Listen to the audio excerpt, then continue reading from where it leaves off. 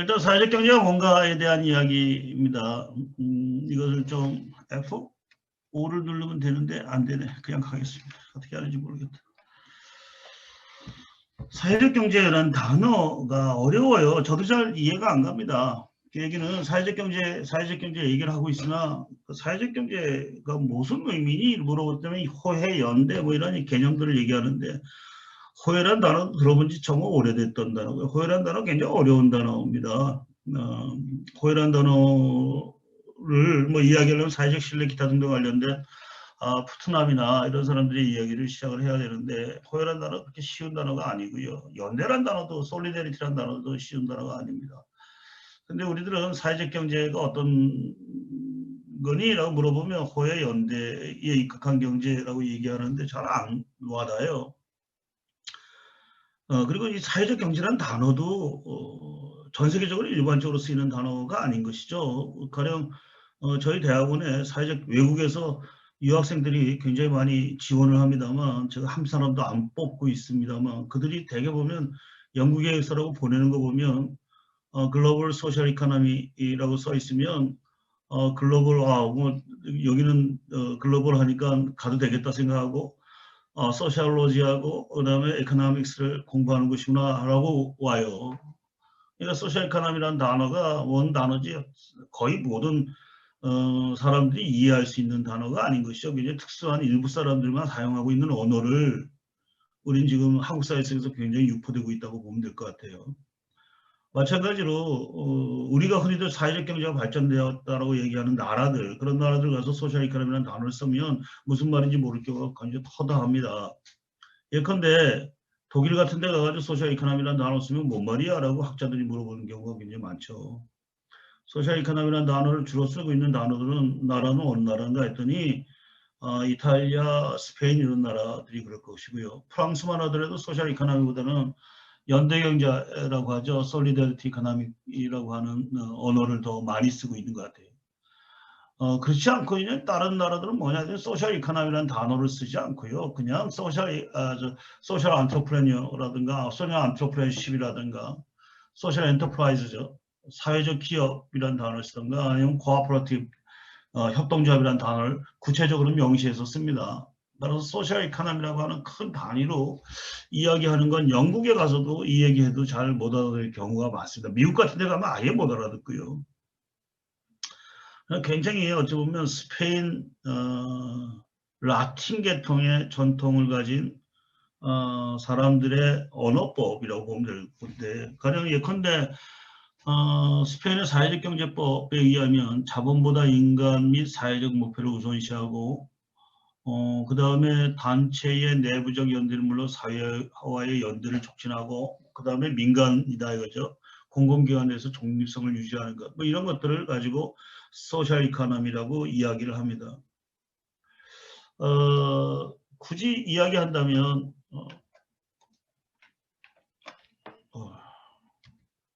그렇죠. 굳이 이야기한다면 그럼 비슷한 언어가 어떤 언어가 쓰일까? 근데 이건 소셜 이코노미가 아니라 소셜 엔터프라이즈, 사회적 기업이 뭐니? 라고 물어봤었을 때 유럽 최대의 사회적 기업 연구 조직이 있어요. EMES라고 있습니다만 유럽에서 이 관련된 사람들은 다 여기 이제 소속돼 있다고 보면 됩니다. 원래는 사회적 기업의 등장이라고 하는 유럽 연합에 커다란 연구 프로젝트가 있었고 연구 프로젝트에 참여했던 사람들 중심으로 해서 만들어준 겁니다만 지금은 굉장히 국제적으로 넓은 인적 네트워크가 됐죠. 이들에게서 사회적 기업 또 이 얘기를 그대로 연장시켜서 사회적 경제 이게 뭐니?라고 물어보면 이들은 이렇게 대답을 합니다. 그거는 말이죠. 그래서 9가지의 기준을 얘기해요. 기본적으로 비즈니스니까 경제적 리스크도 있어야 되고 그다음에 용역, 재화나 서비스를 판매해야 되고 또 임금 노동도 줘야 되는 거예요. 라고. 대신 그 사업의 목표가 뭐니 했더니 공동체에 혜택을 주고자 하는 명시적인 목표를 가져야 되고 내부적인 소위 지배 질서가 뭐니? 라고 물어보면 소위 분담금 액수에 비례하지 않는 의사결정 구조를 가져야죠. 라고 이야기를 하고 이것이 정부 주도가 아니라 민간 주도입니다. 라고 얘기하는 걸 소위 사회적 기업의 데피니션이라고 얘기를 하고 있습니다. 대부분의 경우에 있어서 가장 많은 사회적 경제 대표 조직이 뭐니? 라고 물어본다면 많은 경우에 있어서 협동조합을 얘기할 겁니다. 협동조합은 수없이 많은 그동안의 소위 논쟁 과정을 통해서 소위 ICA라고 하는 협동조합, 국제협동조합연맹에서 협동조합의 7원칙이라는 것을 확정해 왔죠. 이것이 어느 날 갑자기 생긴 게 아니라 1800년대 중반 이후로 로치데일 협동조합 이후로 굉장히 많은 협동조합의 논쟁 실천 과정을 통해 가지고 몇 년마다 한 번씩 있는 전체 대회에서 협동조합 연맹 전체 대회에서 우리들의 원칙이 무엇인가에 대한 논쟁 과정을 거치고 그것에 관련돼서 처음엔 8가지도 됐다가 6가지도 됐다가 굉장히 많은 변동 과정을 거쳐서 지금은 7원칙으로 정리가 되어 있습니다. 이게 뭐냐 했더니요. 기본적으로 스스로 문제를 해결해서 스스로 참여하고 있고 민주적으로 운영하고 있고 5원칙 그 다음에 열심히 공부하고 공동의 비전을 가진 조직들과 협력하고 지역사회와 함께 성장하는 이러한 조직들을 협동조합의 원칙을 가진 조직이다라고 이들은 이야기하고 있죠. 즉 민간의 스스로의 문제를 해결해서 스스로 조직화된 경제조직, 민간의 운영은 뭐죠? 민주적으로 운영해 나가는 거예요. 그 다음에 남들과 협력해 나가는 조직. 이 3가지 정도를 아마 사회적 경제 조직의 기본 속성이라고 생각할 것이고 굉장히 사회적 경제 관련된 많은 문헌들도 이것을 사회적 경제를 표현하는데 이 범위를 벗어나지 않고 있는 게 현실입니다. 저는 이렇게 생각해요. 지난 한 10년간 이 단어에 대해서 이것저것 고민하면서 제가 내린 결론이 이겁니다. 사회적 경제는 뭐냐라고 하면 저는 딱 2가지 속성이 가지고 있는 경제 이렇게 봅니다. 하나는 사회 문제 혹은 조합원들의 문제 해결에 집중하는 거예요. 조직의 설립의 목적이 돈을 벌기 위한 것도 아니고 이윤축을 위해서 생겨난 것이 아니라 기본적으로 조직의 설립 목적이 사회 문제를 해결하기 위해서 설립된 것 아니면 조합원들 즉 소속원들의 문제를 해결하기 위해서 만들어진 것 이것이 바로 설립 목적에서 사회적 경제 조직이 갖고 있는 속성 중에 하나입니다. 2번째는 사람 중심의 민주적 원칙을 따르는 것. 이 2가지입니다. 일반 주식회사의 입장에서 본다면 여러 가지 주식회사도 사회 문제를 풀고 있다라고 얘기할 수 있겠으나 일반적으로 우리가 알고 있는 기업은 시장 속에서 이윤을 확보하기 위해서 움직여 나가는 것이죠. 이윤이 확보 못한다는 건 경쟁력이 없다는 뜻이고 경쟁력이 없다는 뜻은 결국 시장에서 퇴출되는 것이니 그들의 성과는 시장 속에서의 성과는 이윤으로 아마 나타나게 될 겁니다. 그래서 그들의 목적은 사회 목적을 실현하겠다라고 하는 게 아니라 이윤을 확보하고 확대시켜 나가는 게 목적인 것이죠. 2번째 경우에 따라서 주식회사는 가장 많이 투자한 사람들이 가장 많은 권한을 갖고 있으니 철저한 의미로 1인 1표주의에 입각한 민주주의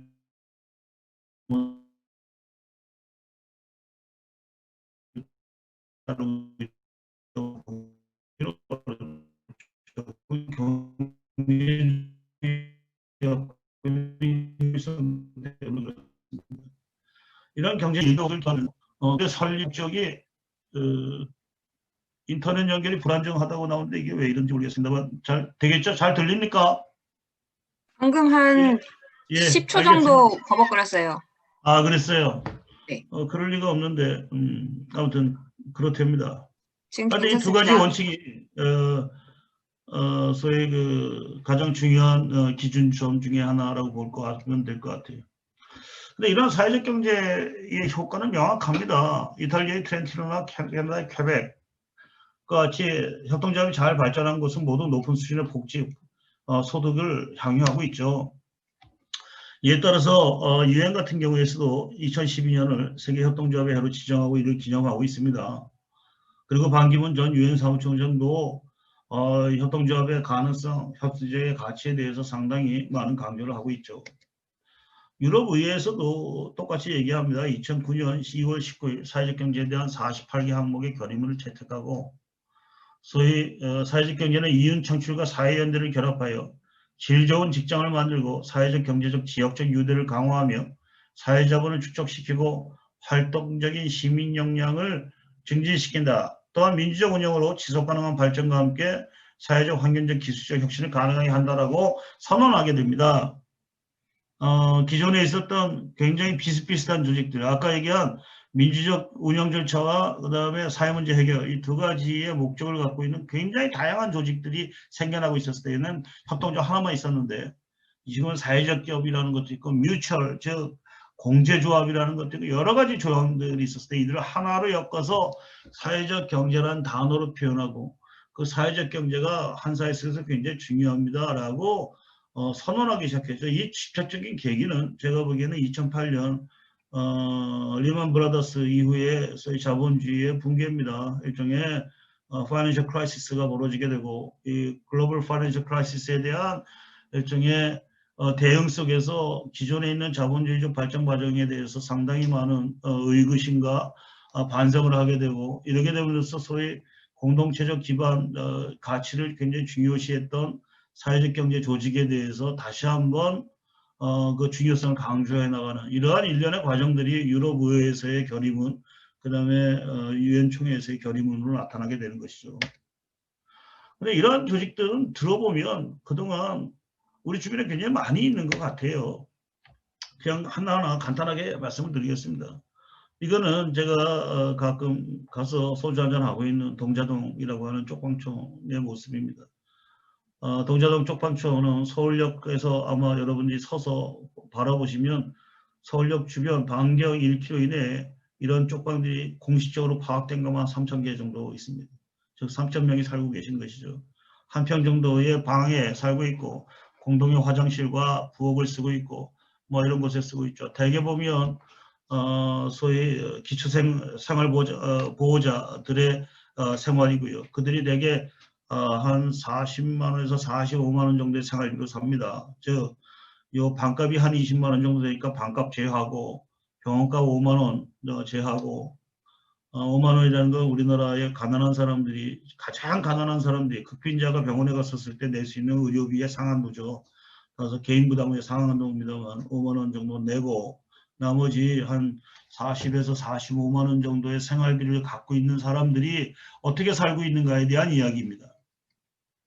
이들은 대개 신불자들인데요.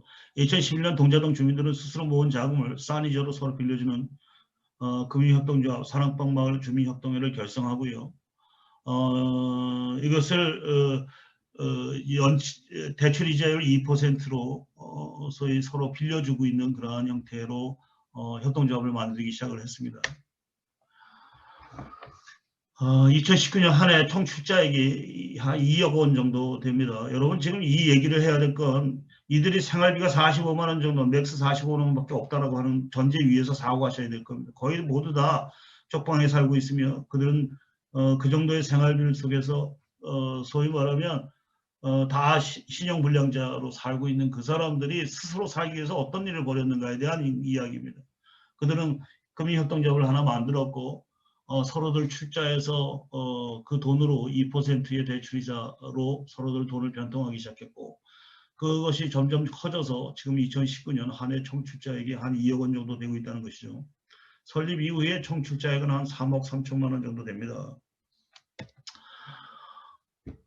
2019년 한 해 532건의 대출이 있었고요. 뭐 이 안에는 뭐 담배값부터 이들도 장례식도 가야 되고 결혼식에 가서 축의금도 내야 되니까 이런 돈들이 들어가게 되겠죠. 한 가지 놀라운 사실은 이들의 대출 상환율이 극히 높다라는 거예요. 90% 가까이 됩니다. 제가 알고 있는 서민금융, 즉 정부가 만들어놓은 어떠한 서민금융에 관련된 대출 상환율보다 이들이 높습니다. 스스로가 빌려주고 스스로가 하고 있는 이들이 이렇게 굴러가고 있는 것이죠. 이들은 단순히 돈만 빌려주지 않고요. 그 안에서 회의도 하고 그 다음에 공동행사, 어버이날 행사도 하고 부탄가스에 공동구매도 합니다. 마을 대청소도 하고 여러분 가보시면 알겠습니다만 동자동 쪽방촌에 있는 마을들 깨끗해요. 아침마다 사람들이 청소도 합니다. 그 다음에 그 방 안에 옆에 사람이 대개 병자들인데 죽어나가지 않겠어요? 3,000명 중에 하루에 시체가 몇 구 나올 것 같아요. 그 시체가 나와서 나중에 썩을 때까지 기다렸다가 그 옆에 사람들을 치우면 그렇게 되면 그게 얼마나 비참하고 문제가 있겠어요. 나름대로 이러한 금융협동조합을 만들면서 자기 마을 속에 누가 아픈지를 파악하고 그들이 정말 많이 아프시면 옆에 가가지고 간병도 좀 하고, 그 다음에 이들이 돌아가시면 저쪽 멀리 있는 대개 가족관계가 문제가 있습니다만 그 가족한테도 연락해서 장례식을 치르도록 하고, 그 무형보장인 경우는 자기들끼리 돈을 내가지고 소위 장례식도 치르고 거기다 자기 이런 일들도 해나갑니다. 그리고 교육도 해나가고요. 저는 뭐 선동수 간사라는 친구입니다만 이 말을 믿습니다. 가난 극복의 힘은 지원이 아니라 자활에서 나온다라고 하는 말을 정말 믿습니다. 가난한 주민이 인간답게 살 수 있는 길은 여기저기서 쏟아붓는 물량 공세를 통해 닦여지는 것이 아닙니다. 오로지 가난한 주민들이 함께 협동하여 스스로 돕는 것 외에 다른 길은 없어 보입니다. 라고 얘기합니다. 빈민 지역에서 주민 스스로가 문제를 풀어가는 것의 중요성을 아주 잘 표현하고 있는 겁니다. 우리가 동자동에서 보는 것, 여러분들이 소위 개발 현장에서 보는 거랑 거의 마찬가지입니다. 정말 가난한 사람들, 그 안에는 악덕도 있고 간판 갔다 온 사람도 있고 다 한 가닥씩들 하죠.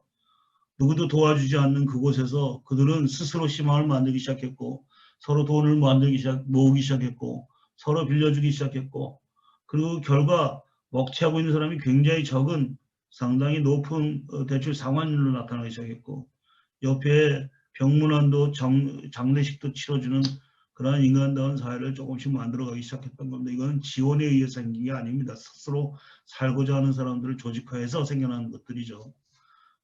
이러한 부분들이 사회적 경제에 갖고 있는 가장 큰 장점입니다. 내 문제를 내가 풀어가기 위해서 나 혼자 하는 힘이 어려우니 서로들 같이 힘을 같이 엮어서 무엇인가의 문제를 풀어가는 것.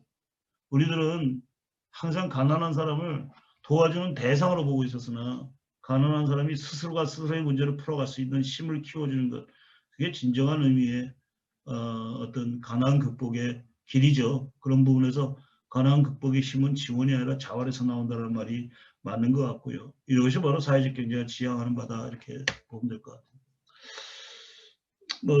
한 사람 한 사람에 대해서 얘기는 안 하겠습니다만, 여러분들도 한번 가서 코로나가 좀 안정되면 좀 가가지고 저 사람들하고 같이 밥도 먹고 소주도 한잔하면서 이야기하다 보면 개발의 현장은 저 아프리카에만 있는 것이 아니라 대한민국의 서울역 바로 앞에도 있는 것이고 뉴욕의 뒷골목에도 있는 것이죠. 그리고 관통되는 원칙은 기본은 같습니다. 한 사람 한 사람 다 인간으로 취급하고 인간이 갖고 있는 가장 강력한 힘, 스스로 살고자 하는 의욕들은 인간으로서 취급받고 그들의 자부심이 있었을 때나 가능한 겁니다. 인간으로서 거의 다 그냥 구호의 대상으로만 됐었을 때 그들은 그 어떤 내정식도 나올 방법이 없는 것이죠. 동자동에서 만들었던 건 바로 이들 한 사람 한 사람이 자부심을 가지고 아침에 일어나서 청소도 하고 옆에 사람들 간병도 하고, 그리고 돈을 45만 원에서 일부를 모아다가 서로 빌려주기도 하고, 그리고 같이 추석 때 설날 때 떡국이나 아니면 송편에도 같이 해서 먹고 이런 모임들을 만들어 갔다는 것, 그것이 지금 동자동에서 보이는 모습이라고 보면 될 것 같고요. 이것이 바로 사회적 경제다라고 하는 이야기를 하고 싶습니다. 이런 사회적 경제의 영역은 많죠. 조금 전에는 빈민들이 스스로 살기 위해서 금융협동조합 만든 걸 얘기했습니다만, 그렇지 않고 여러분들 한국의 대표적인 생활협동조합으로서 우리들 물품 구매를 하기 위한 생활협동조합으로서 아이콕 같은 것도 있죠. 97년도에 생겨났습니다만 지금은 한 30만 명의 조합원이 참가하는 한국의 대표적인 소비자 생활협동조합으로 성장해 나갔죠. 자연드림 매장이 한 239개 있고요. 지역 생협이 99개 생협에서 운영하고 있습니다. 그리고 이 생협의 물품을 하고 있는 파머스 그룹이라고 해서 소위 친환경 농산물을 소위 공급하고 있는 사람들이 359명의 농민들로 이루어지고 있고, 또 이들에게 공산품을 소위 제공하고 있는 사람들로 소위 입주 기업들이 있고, 이들이 괴산과 구례 자연드림파크에 입주해서 생산을 하고 있고, 이 셋이 같이 연동되어 있으나 또 하나가 바로 관련된 사회적 경제 기업과 비영리 조직, 즉 이들이 공동의 비전을 가진 조직들에게 지원도 해주고 장학금도 주고 어떤 경우는 봉사도 갈 수 있는, 가령 재단 보면 한국사회적경제 씨앗재단이나 아니면 재단 보면 아이크 협동조합연구소, 사회적 협동조합, 세이프넷 지원센터 이런 것들이 존재하고 있죠. 즉 아까 말씀드린 이러한 소비자 생협, 그다음에 거기다 물품을 공급하고 있는 농민들과 또한 제조업자들, 그리고 이 전체를 연결시킨 일종의 봉사단체까지 포함시킨 비영리 조직까지 세이프넷이라고 하는 Sustainable Society and People-Centered Economic Network이라고 하는 세이프넷을 형성시키고, 이들은 같이 공동으로 사업도 벌이고 공동으로 무엇인가 보고서도 쓰고 여러 가지 일들을 해나가죠. 이런 건 굉장히 중요한 대한민국의 협동조합이라고 봅니다. 예컨대 저는 왜 외국에 있는 사례들만 가져와서 한국에서 이야기하는 건지 이해가 안 가요. 저는 아이콕 같은 조직 전 세계적으로도 굉장히 드물다고 봅니다. 이유는 30만의 조합원들 중에서 조합비를 내고 있어요. 우리들 조합비 내고 있는 협동조합은 많지 않습니다. 조합원들이 매달 한 달 10,000원씩 조합비를 내고 있고, 그 조합비가 바로 협동조합 전체 운영비로 나타나게 되는 겁니다. 그게 뭐죠? 그게 조합비를 내고 있는 조합원이 몇 명이냐? 일단 28만 명 정도 됩니다. 거의 다 조합비를 내고 있고요. 또 하나, 소위 앞으로 이런 아까 구례나 아니면 괴산의 자연드림 파크를 만들려면 거대한 투자 액수가 필요한데, 그 투자 액수는 어디서 나옵니까? 각자 출자금, 미니멈 출자금이 5만 원입니다만 5만 원 출자금 해가지고 투자 액수가 나올 방법이 없잖아요. 그러려면 결국은 일반 주식회사 같은 경우는 주식을 발행하나, 이건 주식회사가 아니니까 결국은 조합원들이 자발적으로 출자를 해야 되겠죠. 그 자발적으로 출자 액수를 늘린 사람들, 즉 책임 출자라고 합니다만 미니멈 100만 원 이상씩 낸 사람들, 그 사람들이 보통 한 2만 명이 좀 넘는 것 같아요. 2만 명이 넘는 사람이 단순한 생활협동조합 속에 100만 원 이상의 자신의 개인 출자금을 내고 있는 형태, 저 이건 세계적으로 유명하고 세계적으로 자랑할 거라고 봐요. 대한민국은 그 6.25의 표에서 이 정도까지 커나갔으려면 단순하게 삼성, LG, 현대만 잘한 것이 아니라 사회 밑바닥부터 수없이 많은 이런 활동들의 결과물입니다. 어쨌든 간에 2만 명이나 넘는 사람들이 100만 원씩이나 넘는 돈들을 내고, 그들의 평균 출자액이 저번에 제가 계산해봤더니 200만 원 정도 됩니다.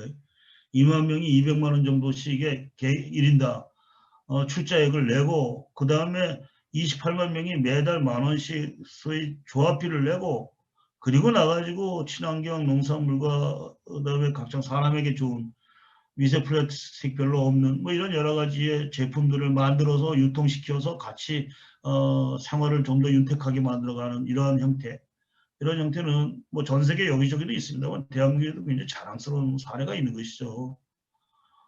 뭐 이런 사례는 뭐 지금부터 제가 이거 말씀드리면 오늘 점심시간이 아니라 오늘 저녁 시간까지 좀 말할 수도 있겠습니다만, 어쨌든간에 사방이 있습니다. 그런 게 너무 외국에만 보지 않았으면 좋겠어요. 아무튼 이런 게 있죠. 그다음에 원주 같은 경우도 어쨌든 간에 협동사회적 경제 네트워크라 그래서 많은 기업들이 같이 연동돼 가지고 같이 조합비도 같이 회비도 걷고 같이 잡지도 만들고 같이 크리스마스 파티도 하고 있는 여러 형태가 있습니다. 1960년대 지학순 주견민 장희순 선생의 노력으로 시작된 원주 신협운동, 원주 한살림 운동들은 지금 원주 협동사회경제 네트워크로 발전하고 있는 게 현실이죠. 이런 기업들이 같이 가고 있습니다. 뒤져보면 이런 식의 소위 스스로 문제를 풀어가기 위해서 협동조합이든 사회적 기업이든 좋습니다만, 사람들을 모아서 무엇인가 자신의 문제 아니면 사회 문제를 풀려고 하는 노력들은 전 세계 방방곡곡 사방에 있습니다. 이것은 마닐라의 외곽에 있는 까부야오라고 하는 소위 그 빈민가고요. 뭐 잘 아실 겁니다, 여러분. 그 슬럼 안에 있는 직원협동조합에 제가 갔었을 때 한 10년 전이네, 한 7, 8년 전에 갔었을 때의 사진입니다. 이 조그만 곳에 요 조합원들 몇 사람들이 조그만 생수공장을 만들었고, 거기서 생수공장을 생산하고 있고, 요 옆에가 뭐냐 그랬더니 방과후학교예요. 방과후학교를 자기들이 운영시키고, 바깥에서 살고 있는 선생님 출신이었던 한 자원봉사가 와서 방과학교를 지도하고 있고, 이 안에서 소위 그 이익금 중에 일부를 애기들 중학교로 소위 그 진학하는데 1년에 3명인가 4명을 장학금을 줘가지고 진학시켜 나가고 있고, 이들도 빈민입니다. 다른 사람들 아니고, 제가 이 집에 가서 같이 술도 한잔 해봐서 합니다만, 가난한 그 빈민가의 빈민들이 서로도 이런 일들을 벌여나가고 있습니다. 이런 것은 제가 웬만큼 여기저기 다녀봤습니다만, 그 슬럼의 한가운데, 필리핀 마닐라의 슬럼의 한가운데 여러 군데에서도 이것만 아니라 사방에 보이는 겁니다. 우리가 그 눈을 안 봤을 뿐이에요.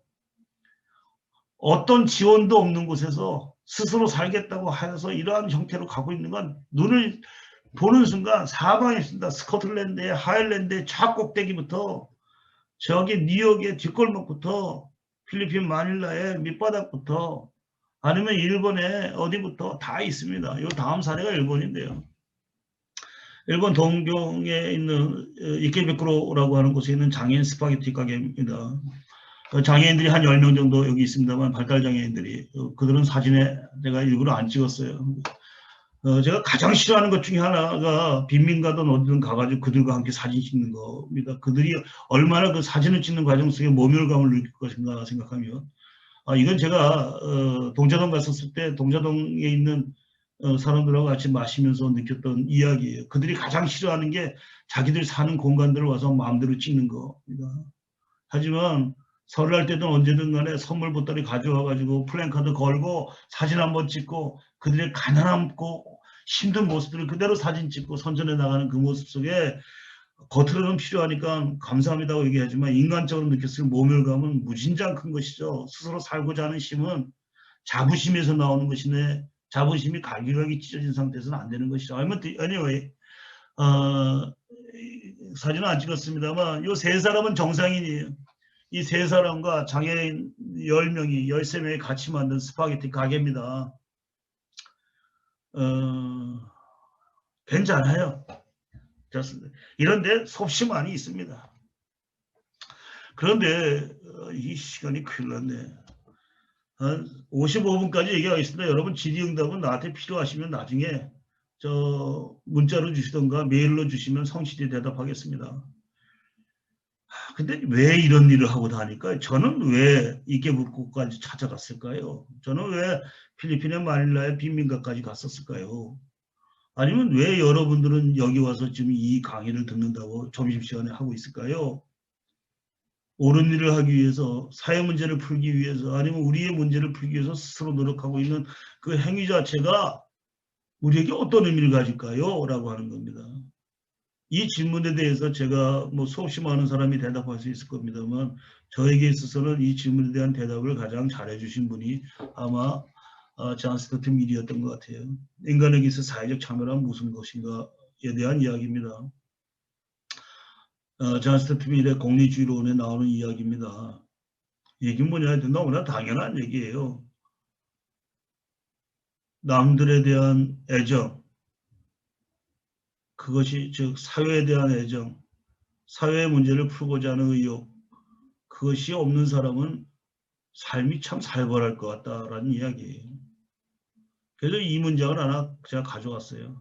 어떤 사람이 외형적인 조건은 상당히 괜찮은데도 자신의 삶을 충분히 즐기지 못하고 그에 따라 삶 자체가 그다지 풍요롭지 않다면 그것은 그 사람이 자기만 알지 다른 사람을 아끼고 배려한 마음이 부족하기 때문이죠. 지만 알기 때문이다 이거죠.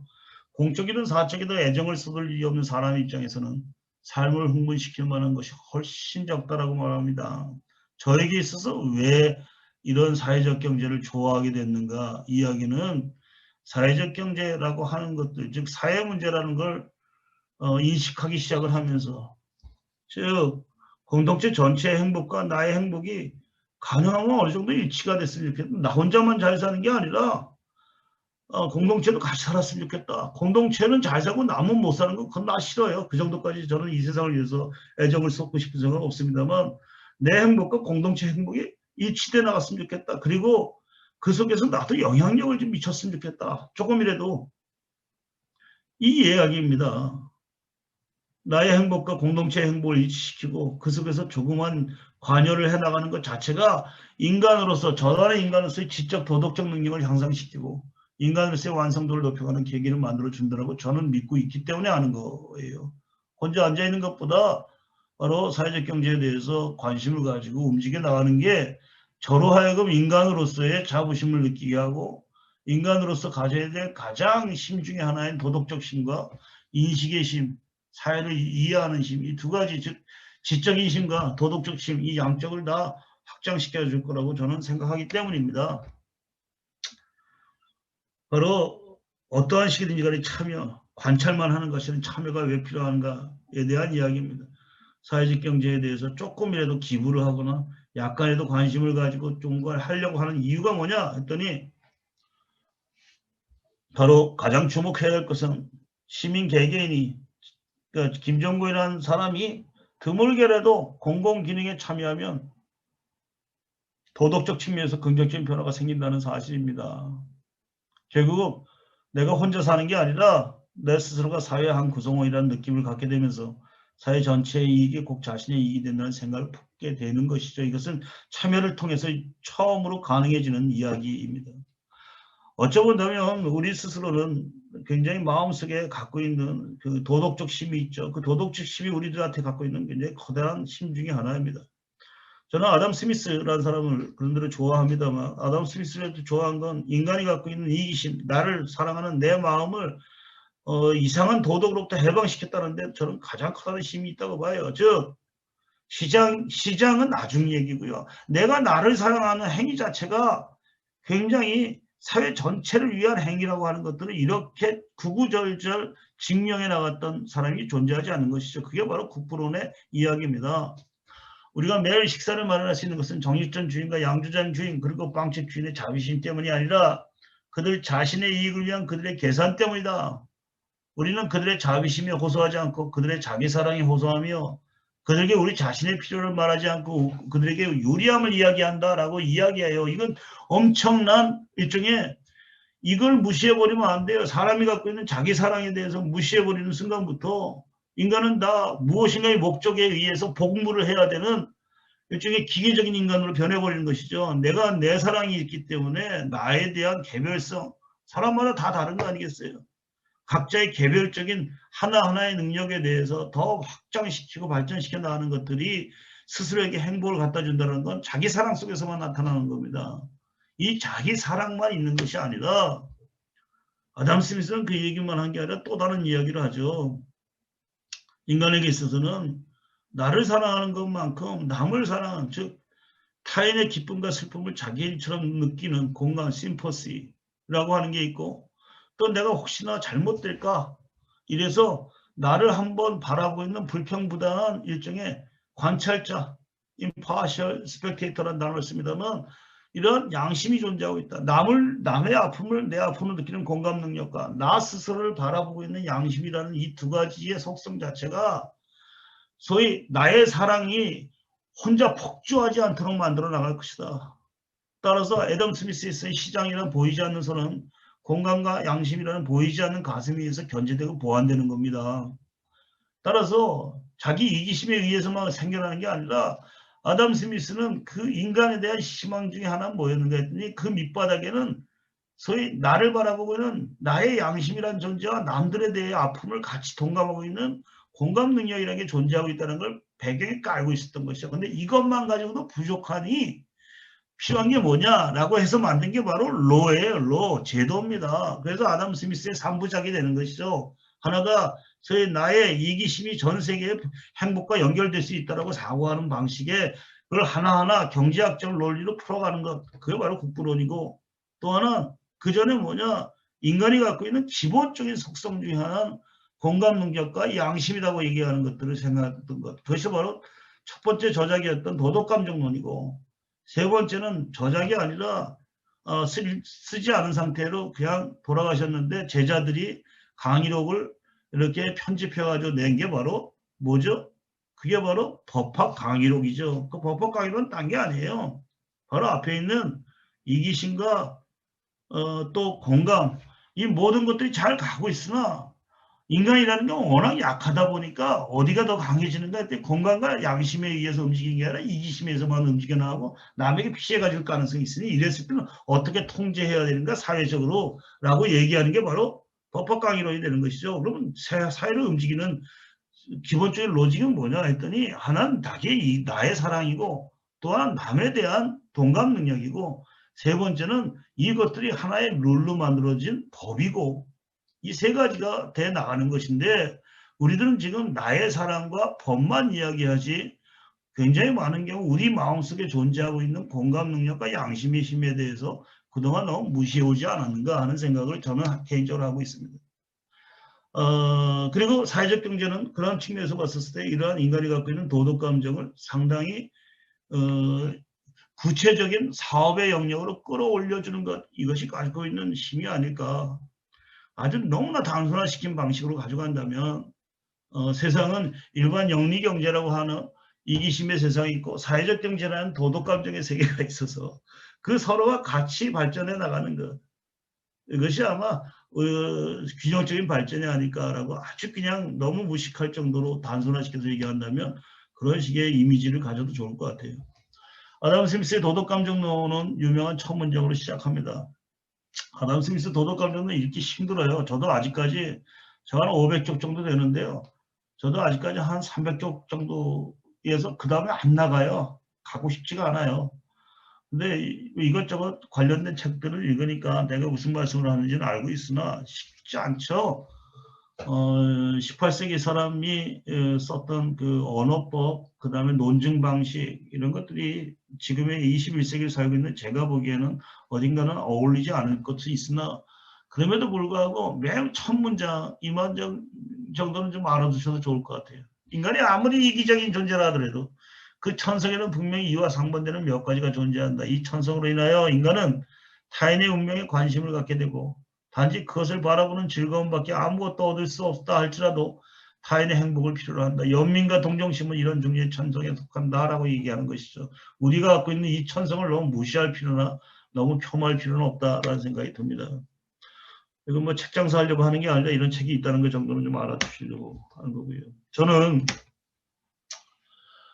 이 얘기를 여태까지 풀었던 이유가 뭘까 하면 를 말씀드릴게요. 저는 경제학과를 나오고 경제학 석사 박사를 하고 은행에서 경기 분석을 오랫동안 몇 년간 했었고 외국에서 했었습니다. 일본에서 동경에서 했었고 그 다음에 97년도에 한양대 교수로 와서 경제학을 쭉 오랫동안 가르치고 지금 이제 사회적 경제라고 하는 영역에 들어와 있습니다.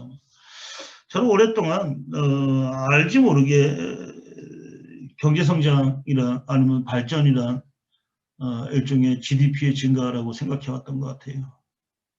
그런데 그게 아니라는 생각을 나이가 들면서 점점 많이 하게 되고 그리고 이 얘기를 아마 아마티아르 센도 하고 싶었던 것 같아요. 그래서 센의 이야기를 좀 쓸까 합니다. 발전이란 인간 삶에 필요한 요소, 펑셔닝, 즉 식량, 주거, 교육, 문화, 정치적 자유 등을 보다 높이 향유할 수 있는 자유를 획득하는 과정이라고 센은 이야기하죠. 발전은 GDP가 아니라고 얘기하는 거예요. 발전을 사람들이 향유하는 실질적 자유를 확장하는 과정으로 간주할 수 있다 얘기하죠. 인간의 자유에 초점을 맞추는 것은 발전에 대한 협상 관점과 대비되기 GNP 운동하는 것이 아니라 인간을 자유롭게 하는 게 바로 발전이다. 자유롭게 한다는 건 뭔데? 라고 물어보면 이 사람의 논법은 그거죠. 부자유로부터의 탈출이라고 얘기하면 부자유가 뭔데? 라고 다시 물어보면 발전을 위해서는 부자유의 중요한 원인들이 제거되어야 된다. 가난, 독재, 빈약한 경제적 기회, 구조적 사회적 박탈, 공공시설의 방치, 억압적 정부에 의한 과다한 간섭과 불관용이 바로 그것이다. 라고 이 양반은 말하고 있습니다. 저는 이걸 제 언어로 다시 바꾸면 제 언어로 바꾸면 발전이란 사람들의 실질적 자유를 확대하는 과정이라는 아마티아르 센을 제 언어로 발전하면 아마 이렇게 될 겁니다.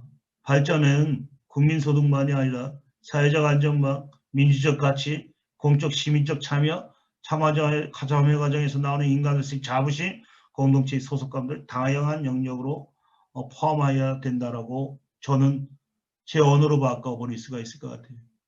맞는 말이에요. 사회적 안전만, GNP만 있는 게 아니라 민주적 가치, 사회적 안전만, 인간의 참여 과정에서 나오는 인간의 자부심 굉장히 중요하죠. 행복입니다. 그 다음에 공동체의 소속감, 이 모든 것들을 포함시켜야 되고 그것이 바로 우리의 자유를 확대하는, 이것이 확대되는 게 우리의 자유를 확대하는 것이라고 봅니다.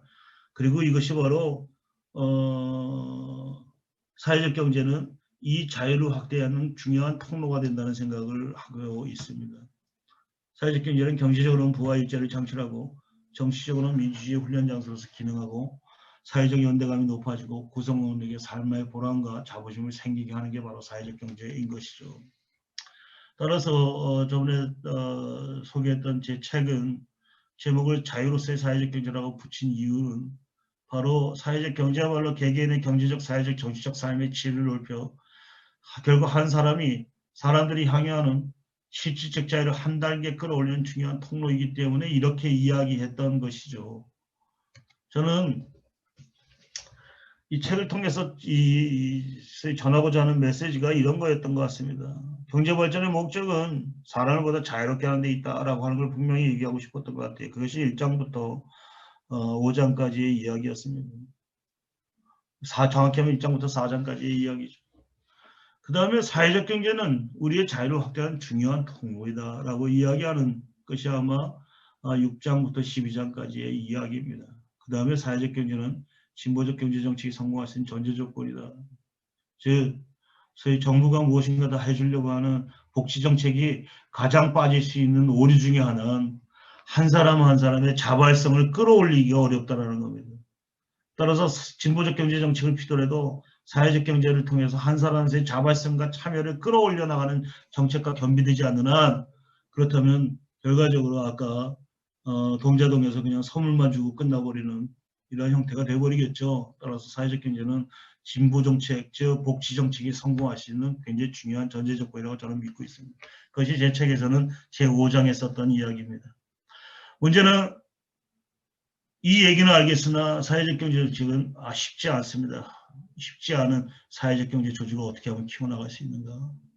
사회적 경제 조직이 자신의 탁월성을 증명하여 시장 경쟁 속에서 성과를 내거나 시민들의 신뢰 자산을 취득하거나 해야만 가능한 일이나 이것이 어떻게 가능할 것인가에 대한 이야기는 제가 두 번째 강의 때 내내 이야기했습니다. 그건 뭐냐면 바로 민주적 지배질서와 사회 문제를 풀고 있다는 두 가지의 속성이라면 사회 문제를 풀고 있기 때문에 갖게 되는 경쟁력적 우위, 민주적 지배질서가 갖고 있는 경쟁력적 우위를 얼마나 철저하게 실현시켜 나갈 것인가가 바로 이것이 성공할까 아닌가에 대한 이야기다. 자세한 거는 저번에 PPT 다 드렸으니까 PPT 두 번째 때 했던 걸 다시 한번 확인해 주시면 감사하겠습니다. 자, 이제 대한민국은 소위 3조의 압박과 3불의 함정에 빠져 있죠. 저성장, 저일자리, 저출산의 압박 속에 그 다음에 소득과 자산의 불평등, 기회 불평등, 지역발전의 불균형이라고 하는 3불의 함정에 빠져 있습니다. 인구절벽으로 지역은 소멸할 위기에 있고 4차 산업혁명 시대에 접어들며 일자리는 소멸되고 양파는 심화되고 이게 현실이죠.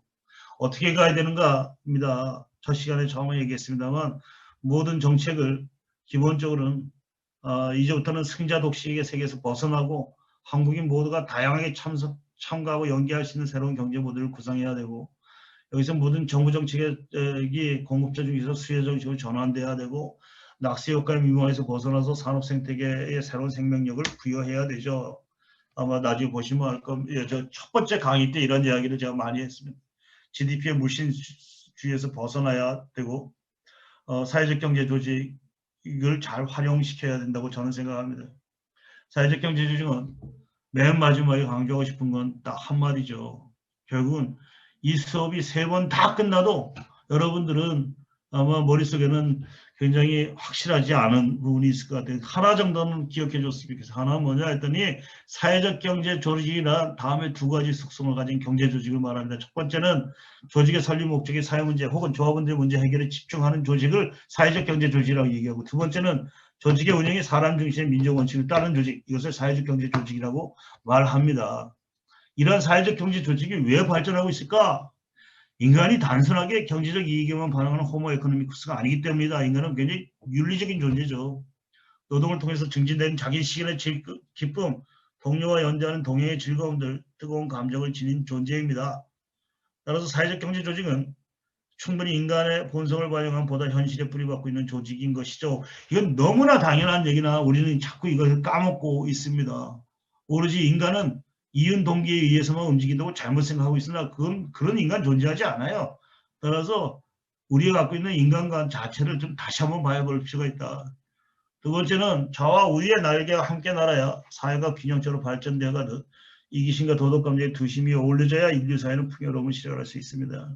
그리고 사회적 경제는 인간의 도덕감정을 지속가능한 방식으로 실현시키는 중요한 수단이고 이것이 제대로 발전되어야지만 한 사회가 균형 있는 발전을 가져갈 수 있다고 저는 확신하고 있습니다. 그리고 가장 중요한 건 어떤 인간이든지 간에 대상화되고 수단화되지 않는 것이 한 사람 한 사람의 세계는 절대적으로 중요합니다. 그 한 사람 한 사람이 자신의 문제를 스스로 풀어가고 그 문제를 풀어가는 과정 속에 인간으로서의 자부심을 느끼고 그 자부심 때문에 인간으로서의 행복을 조금이라도 더 느껴나갈 수 있는 것. 그렇게 만들어가는 것. 그것이 바로 사회적 경제가 갖고 있는 가장 거대한 힘이 아닐까 생각을 하고요. 이런 것들이 우리나라의 빈민 활동만이 아니라 국제개발 현장 속에서도 잘 활용되길 기원하고 있겠습니다. 제가 딱 1시에 끝났네요. 죄송합니다. 조금 일찍 끝나려고 했더니 그렇게 됐습니다. 그걸로 제 강의 끝내겠습니다.